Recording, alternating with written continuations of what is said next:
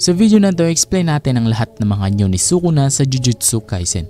Tapos sa mga later parts ng video na to, pag-uusapan natin ang mga recent godly forms niya. Pero bago ang lahat, make sure mo na nakasubscribe ka, hit mo na yung notification bell at paki-like na lang ng video na to para updated kayo sa mga latest sa video na i-upload natin. One-Fingered Sukuna. Sa episode 1, para magkaroon ng lakas at laban si Yuji sa mga cursed spirit, nilinok ni Yuji ang isa sa mga daliri ni Sukuna. Kaya muling nabuhay si Sukuna mula sa kanyang 1,000 years na pagkatulog. May imagine mo siguro na sobrang excited ni Sukuna na muling maging malakas. Bagamat mukhang hindi gaanong malakas ang anyo ni Sukuna na to at madali siyang natambagan ni Gojo. Pero hindi dapat balewalay ng form na to ni Sukuna dahil mayroon pa rin siyang buong experience sa pakikipaglaban at pagkakaintindi sa cursed energy noong siya pa'y tao. Isa pang importanteng bagay na i-mention, hindi pa ganap kontrolado ni Sukuna ang katawan ni Yuji sa punto na to, kaya't limited pa rin ang kanyang lakas. Sukuna Malevolent Shrine. Lumipas ang ilang araw, kumain si Yuji ng isa pang daliri ni Sukuna kaya't mas malakas si Sukuna dahil dito. Si Yuji pa rin ang kumokontrol sa katawan niya at hindi pinapayagan si Sukuna na makontrol siya. Pero sa sagupaan sa detention center, kinakailangan ni Yuji na ipagkatiwala kay Sukuna ang kontrol kasi wala siyang lakas para sa cursed. Dito natin unang nakita ang tunay na galing ni Sukuna. Ginamit niya ang Malevolent Shrine, isang domain expansion na nagbibigay kay Sukuna ng tiyak na tama at kakayahan para putulin ang lahat ng nasa loob nito. Ang kakaiba lang dito sa Malevolent Shrine, hindi ito gumagawa ng sariling spasyo gamit ang barrier, kundi epekto ito sa buong lugar sa paligid ni Sukuna. Sa Malevolent Shrine, mas madali para kay Sukuna na talunin ang finger barrier, isang special grade cursed. Hinati niya ito sa maraming piraso. Pagkatapos niyang talunin ito, kinain niya pa ang third finger. Sa puntong ito, sobrang lakas na ni Sukuna at yung mga sumusunod na anyo niya ay sobrang grabe na. 15th Fingers Sukuna. Sa Shibuya Arc, pinakain ng dalawang babae itong si Yuji ng isa pang daliri. Ibig sabihin, 4 na daliri na ang kinain ni Yuji, kasama na ang isa noong date painting arc. Pero saglit lang at may kakaiba nang nangyari. Si Jogo may dalang 10 daliri at biglang pinakain lahat ito kay Yuji ng sabay-sabay. Ito'y umabot na sa 15 daliri, sapat na para kay Sukuna na mag-take control ng katawan ni Yuji. Dito nang maayos na magtanong si Sukuna sa dalawang babae kung ano ang gusto nilang gawin, sinabi nila at hiningi nila kay Sukuna na patayin ang fake Geto o si Kenjaku.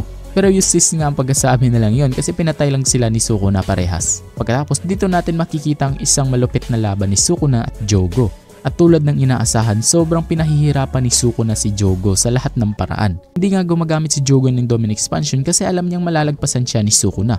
Sa puntong ito, parang naglalaro na lang si Sukuna kay Jogo. Nag-umpisa pa itong gumamit ng apoy nang walang kahirap-hirap. Sa huli, talagang hindi makayanan ni Jogo si Sukuna. Sinabi pa ni Sukuna kay Jogo na sobrang saya niya sa laban at dapat ito'y magmalaki. Alam natin sa bandang huli, mananalo si Sukuna, pero di natin inaasahan na ganito kalaki ang agwat ng kanilang lakas. Lalo na't alam natin na si Jogo ang pinakamalakas na special grade curse sa grupo ni Kenjaku.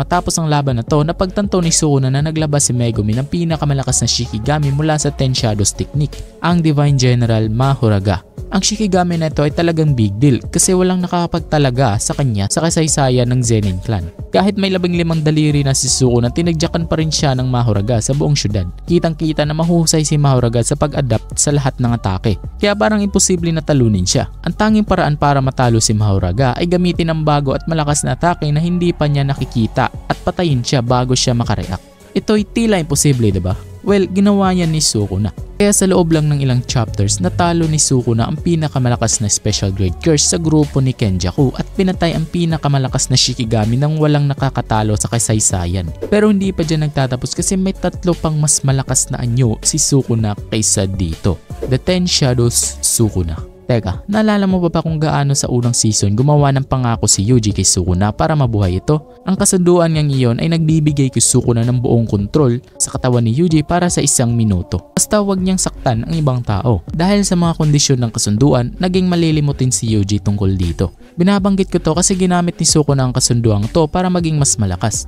Sa kasunduang ito, noong Calling Game, nalaman ni Megumi na ang kanyang kapatid ay tunay na isang reincarnated sorcerer na nagngangalang Yuruzu. Tapos ginamit ni Sukuna ito at inactivate ang kasunduan para magkaroon siya ng buong kontrol sa katawan ni Yuji sa loob ng 1 minuto. Ginamit nga ni Sukuna ang oras na yun para pigilan si Megumi. At yun nga, nagawa ni Sukuna na malipat ang kanyang soul kay Megumi. Wala masyadong pagkaiba sa anyong ito at sa naunang anyo na sinabi natin. Maliban sa kayang gamitin ni Sukuna ang Ten Shadows Technique. Agad niyang pinakita ang mga bago bagong galaw nito sa pamamagitan ng pag-appear ng malupit na bersyon ng sarili niya. Sa puntong ito, napagtanto ni Sukuna na hindi pa niya ganap na kontrolado ang katawan ni Megumi at ang kanyang cursed energy ay limitado sa 10%.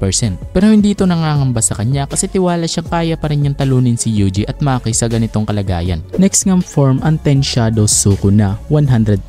Pagkatapos ng laban kay Maki at Yuji, naglakad si Sukuna papunta sa paliguan na inihanda para sa kanya ni Naorame at Kenjaku para lubusan nitong mailubog ang kaluluwa ni Megumi nang magbigay ito ng mas malakas na kontrol sa katawan at cursed energy niya. Pero kahit dito, hindi pa rin kontento si Sukuna. Nagdesisyon siyang patayin si Yorozu, isang sorcerer na kasalukuyang nakatira sa katawan ng kapatid ni Megumi. Dahil dito, lalo pang nalugmok sa kalungkutan ng kaluluwa ni Megumi at ibinigay kay Sukuna ang ganap na kontrol sa katawan at cursed energy niya.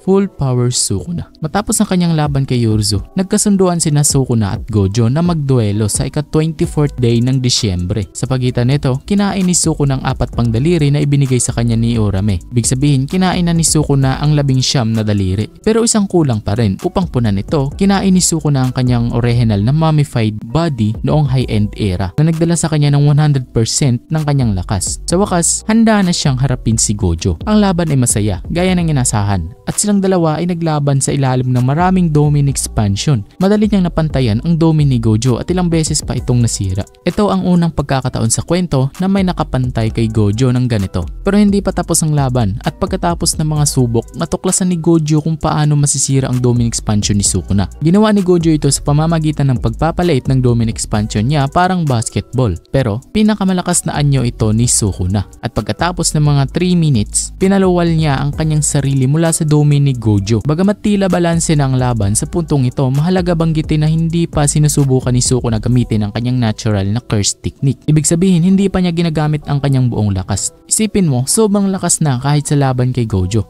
Hindi pa siya nagbibigay lahat. Ngayon siguro nagtatanong ka na, paano nga ba nakakapag-atake si Sukuna kay Gojo? May sagot si Sukuna dito. Sa buong laban nila, ginamit ni Sukuna ang kakayahan na tinatawag na domain amplification na naglalabas ng isang aura ng cursed energy sa paligid niya na neutralize ang infinity ni Gojo kapag sila ay nagkakasalubong. Pinakita rin ni Sukuna ang kanyang mastery over 10 Shadows technique sa pamamagitan ng pag-appear ng General Mahoraga at pati na rin ng Geto, isang fusion beast na binubuo ng 4 na iba't ibang Shikigamis. Kung kulang pa yun, ipinakita rin niya ang kanyang sariling blood manipulation version, which is the water manipulation. At ang last form ni Sukuna ay ang Sukuna True Form. Kahit si Gojo ang may unang kontrol sa karamihan ng laban, sa dulo si Sukuna ang nanalo. Pinatumba si Gojo at pinatay siya. Sa mga fans, kita-kita na malinaw na ipinakita ni Sukuna kung bakit siya ang King of Curses. Ang katawan niya ay may 4 na braso at maraming mata. Dahil dito, kaya niyang gamitin ang maraming cursed object. Hindi alam ng mga fans ang eksaktong curse technique ni Sukuna. Ngayon malakas na siya, asahan na natin na ilalabas na niya ang kanyang technique at magpapaliwanag kung paano na ginagamit ang iba't ibang kapangyarihan, kasama na ang dismantle at clave. Hindi dapat magulat kung kaya niyang gumawa ng sariling version ng curse technique ni Kashimo. Sa totoo lang, sobrang lakas na ni Sukuna ngayon